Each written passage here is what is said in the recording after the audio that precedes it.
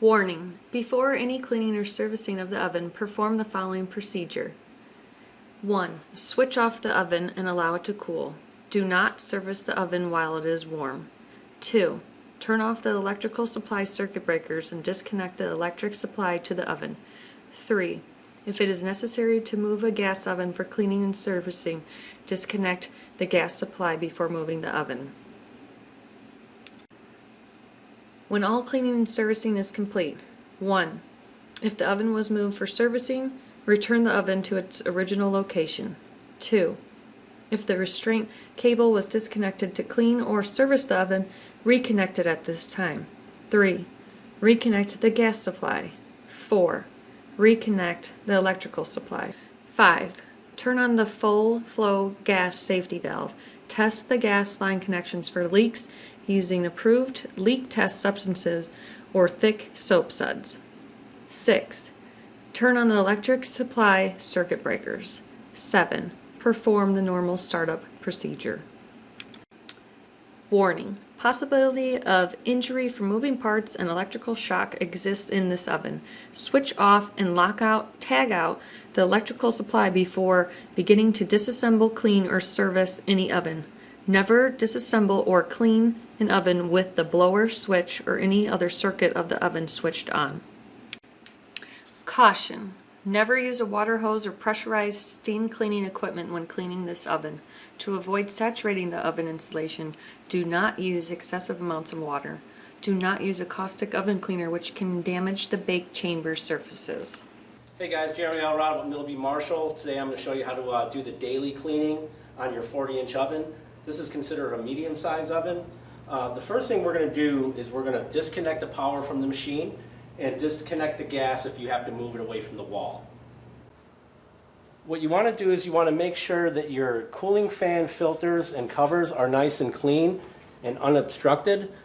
Clean those off with a wire brush and make sure that when you plug it back in that the cooling fan is in fact running. The next thing you want to do is clean the exterior components with a soft cloth and mild detergent. Clean all the exterior, including the screen and the drop-down window with the glass. Okay. Next thing you want to do is plug the oven back in so you can have the conveyor belt running. We're going to clean the conveyor belt with a stiff bristled brush, just going across and wiping any buildup off. That will fall down onto the crumb pan. Depending on how caked up it is, you may have to repeat that step a few times. Remember to use a stiff wire brush and a mild detergent. Once the belt is clean and all the crumbs are down in the crumb pans, you can easily remove the crumb pans, take these over to the sink, and wash these up the same way with a mild detergent and a soft cloth. This concludes your daily cleaning. We're going to begin the monthly cleaning on your unit. You want to disconnect the power before you get into the cleaning, and the first thing you want to do is remove the crumb pans.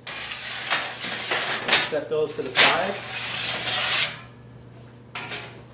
Now you want to remove the conveyor assembly.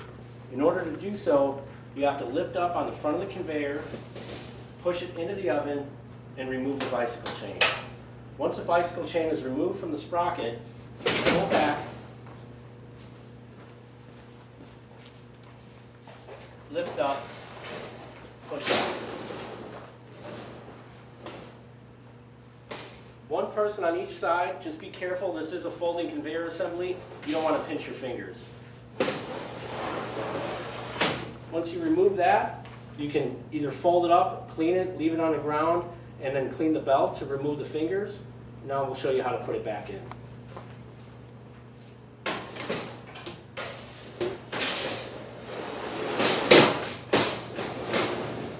Slide the conveyor belt in. It has these brackets on there, lift up, slide in so you can get that bicycle chain back on the sprocket. And then once you have it on, just slide back and it'll fall back into place. Next, I'm going to show you how to remove the fingers from your oven. The first thing you're going to want to do is remove these two wing nuts.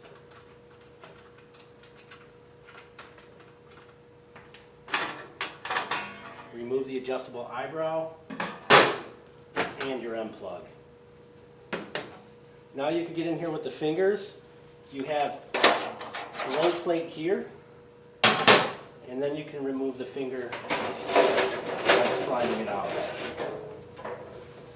Each finger is made up of 3 components, and they can be slid apart.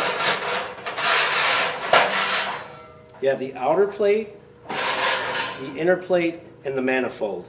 Take these apart, take them to the sink, and you can wash these off the same way you've done everything else with a soft cloth and a mild detergent.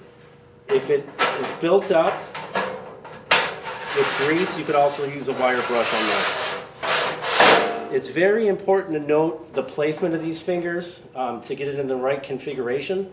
Each oven comes with a finger configuration, but what I like to do is label these. You could take a Sharpie and you can mark right on the side of these, T1 if you're doing like top left, and then so on, and then do the same for the bottom, B1, B2, and so on. And then when you're putting them back in, make sure it's lined up in the channel.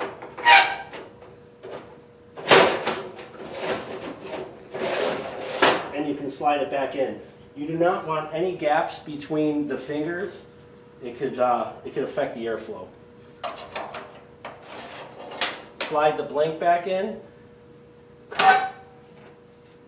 Install the M plug.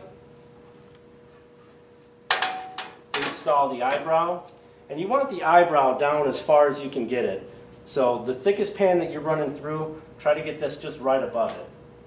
And then you can replace your wing nuts.